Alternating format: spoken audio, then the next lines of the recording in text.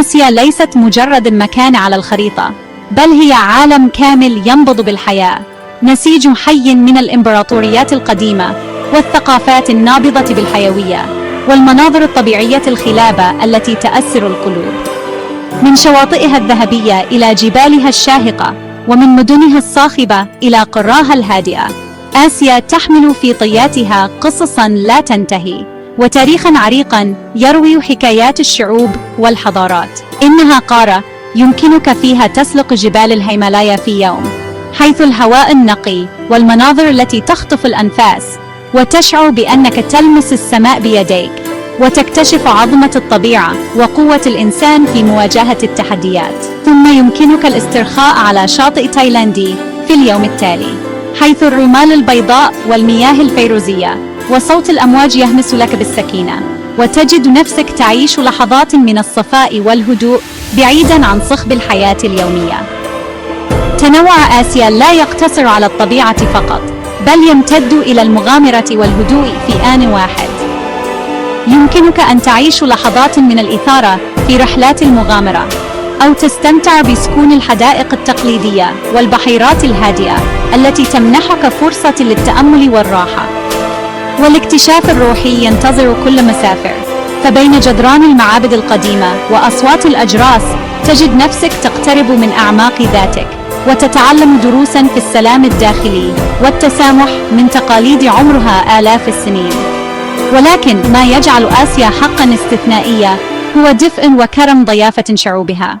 في الأسواق المزدحمة أو البيوت الريفية ستجد الابتسامات الصادقة والقلوب المفتوحة، وستشعر أنك جزء من عائلة كبيرة، وتجمع ذكريات لا تنسى مع أناس يرحبون بك كأنك واحد منهم. آسيا ليست مجرد وجهة تزار، بل تجربة تعاش بكل الحواس. إنها قارة ترى وتحس، وتبقى روحها معك طويلا بعد عودتك إلى الوطن، تذكرك دوما بأن العالم أكبر وأجمل مما كنت تتخيل. مدن آسيا تنبض بالطاقة والتناقض، حيث يلتقي القديم بالجديد في كل زاوية. من ناطحات السحاب المضيئة التي تلامس السحاب إلى الأزقة الضيقة التي تحمل عبق التاريخ، كل مدينة آسيوية تروي حكاية فريدة من نوعها. هنا تتداخل الثقافات وتتشابك القصص لتخلق لوحة حضارية لا مثيل لها في أي مكان آخر في العالم. في طوكيو تتعايش الأضرحة القديمة مع أضواء النيون المستقبلية، فبينما تتجول في شوارعها تشعر وكأنك تسافر عبر الزمن، حيث يلتقي التراث الياباني العريق مع أحدث الابتكارات التكنولوجية. المقاهي الصغيرة بجوار محطات القطار السريعة والحدائق الهادئة وسط صخب المدينة، كلها تعكس روح طوكيو المتجددة. وفي بانكوك ترتفع المعابد الذهبية بجانب الأسواق الصاخبة وأكشاك طعام الشارع. هنا تختلط رائحة البخور مع عبق التوابل، وتسمع ضحكات الباعة وأصوات المساومة في كل ركن. بانكوك مدينة لا تنام، نابضة بالحياة ليلاً ونهاراً، حيث يلتقي الزوار مع السكان المحليين في احتفال دائم بالحياة. سنغافورة تبهر بمساحاتها الخضراء وأحيائها متعددة الثقافات، فهي مدينة المستقبل التي تحتضن الطبيعة والتنوع في آن واحد. من الحدائق العملاقة إلى الأحياء الصينية والهندية، تجد في سنغافورة مزيجاً فريداً من الحداثة والجذور العميقة، حيث يعيش الناس من مختلف الخلفيات بتناغم مذهل. بينما تكشف أسواق دلهي القديمة وآثارها العظيمة عن تاريخ الهند المتعدد الطبقات.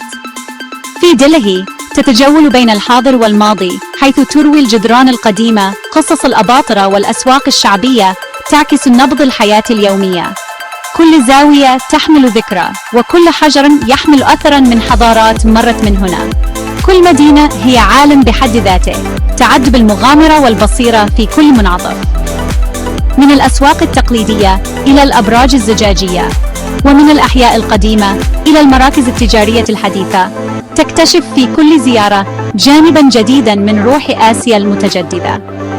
زيارة مدن آسيا هي تجربة قلب القارة في حركة دائمة، حيث تلتقي الثقافات وتتشكل الذكريات. هنا تجد نفسك جزءاً من قصة أكبر، وتدرك أن كل لحظة في هذه المدن تحمل فرصة لاكتشاف شيء جديد ومثير.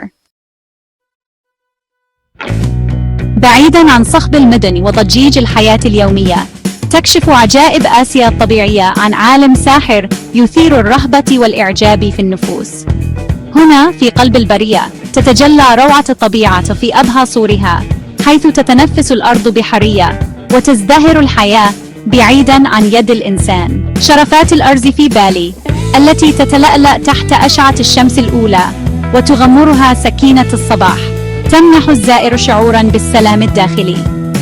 أما قمم الهيمالايا الشاهقة في نيبال فهي تلامس الغيوم وتدعونا للتأمل في عظمة الجبال وروح المغامرة. وفي فيتنام يكشف خليج هالونغ الغامض عن مياه زمردية صافية وتكوينات صخرية مذهلة، حيث تبحر القوارب التقليدية بين الجزر الصغيرة في مشهد يبعث على الدهشة والسكينة معاً.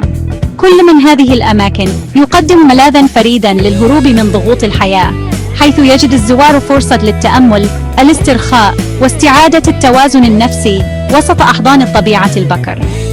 في أعماق غابات بورنيو المطيرة تهمس الأشجار القديمة بقصص الزمن، وتتحرك حيوانات نادرة مثل إنسان الغاب بين الأغصان، لتذكرنا بقوة الطبيعة وهشاشتها في آن واحد، وبأهمية الحفاظ على هذه الكنوز للأجيال القادمة.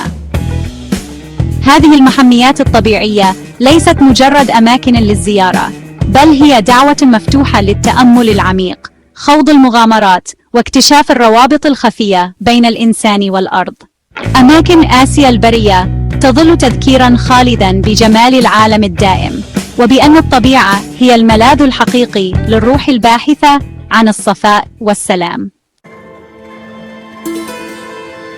مطبخ آسيا رحلة بحد ذاتها، كل وجبة قصة من الثقافة والتقاليد.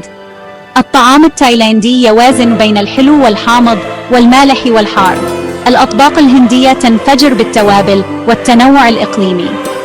المطبخ الياباني يحتفي بالبساطة والانسجام، بينما الطعام الفيتنامي طازج وعاطر ومغذٍ. من أكشاك الشارع إلى المطاعم الأنيقة، كل لقمة هي دعوة للاستكشاف. الأكل في آسيا هو تذوق لروح القارة. عجائب آسيا القديمة تحيي التاريخ. قف في رهبة عند شروق الشمس في أنغكور وات، وأمشي على مسار سور الصين العظيم اللانهائي، وتعجب بجمال تاج محل الخالد. في كيوتو يستمر التقليد والهدوء في المعابد والحدائق. هذه المواقع ليست مجرد آثار، بل هي روابط حية بالماضي. استكشاف تراث آسيا هو السير على خطى الأباطرة والرهبان والحالمين. قليل من التحضير يجعل رحلتك الآسيوية أكثر سلاسة. ابحث عن أفضل المواسم، واحترم العادات المحلية، وتعلم بعض العبارات للتواصل مع الناس. حافظ على صحتك وكن حذراً، وتقبل ما هو غير متوقع. المرونة هي المفتاح. أفضل الذكريات غالباً ما تأتي من لحظات غير مخطط لها واستكشاف بعقل متفتح. سافر بفضول واحترام، وآسيا سترحب بك بأذرع مفتوحة. آسيا تأثر لأنها تغمرك جسداً وعقلاً وروحاً. تقدم المغامرة والرفاهية والأصالة لكل مسافر، ولا توجد رحلتان متماثلتان أبداً. تكمن قوة القارة التحويلية في قدرتها على تغيير وجهات النظر وتعزيز الروابط العميقة.